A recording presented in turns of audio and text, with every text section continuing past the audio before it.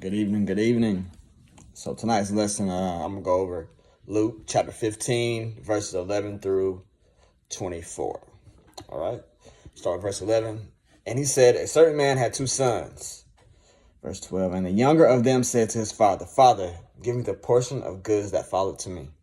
And he divided unto them his living. Verse 13, and not many days after the younger son gathered all together and took his journey into a far country, and there wasted his substance with riotous living.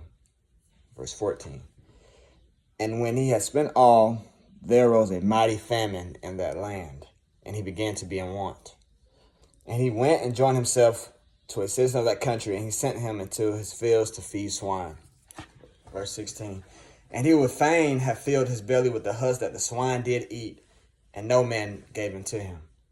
And when he came to himself, he said, how many hired servants of my father's have bread enough and to spare, and I perish with hunger. Verse 18, I will arise and go to my father, and I will say unto him, Father, I have sinned against heaven and before thee, and am no more worthy to be called thy son.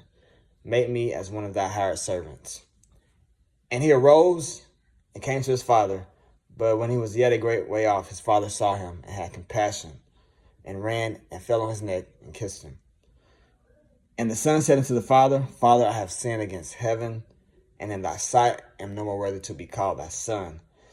Verse 22, but the father said to his servants, bring forth the best robe, and to put it on him, and put a ring on his hand, and shoes on his feet. Verse 23, and bring hither the fatted cow, and kill it, and let us eat, and be merry.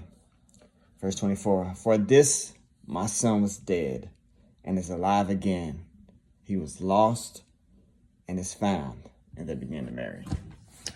All right, so to piggyback on that, this is perfect, especially for the holiday season. So it's some of you out there, you've gone from home, you've gone off, started your careers, living your life, but you're in a place right now and you're not happy.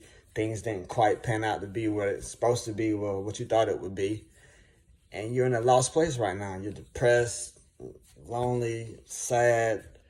There's all kind of things going on, right? So what God wants you to know is, during this holiday season, when you're visiting your relatives' home or they're coming to visit you, you need to get back to your roots, because God said he did not call you to be out there and have all those negative things going on. He doesn't want you to be that way. He wants you to remember who you are, who he called you to be. And that's greatness. You have greatness in you.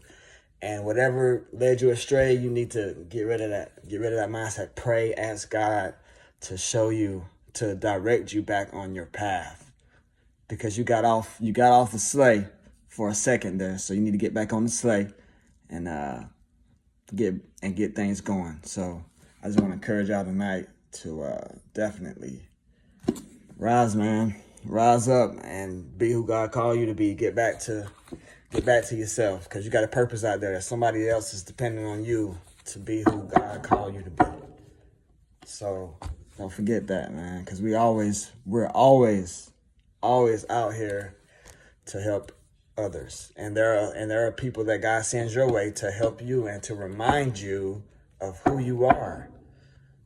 And when somebody tells you that, don't give them a negative look or like, oh, well, nah, that's not me.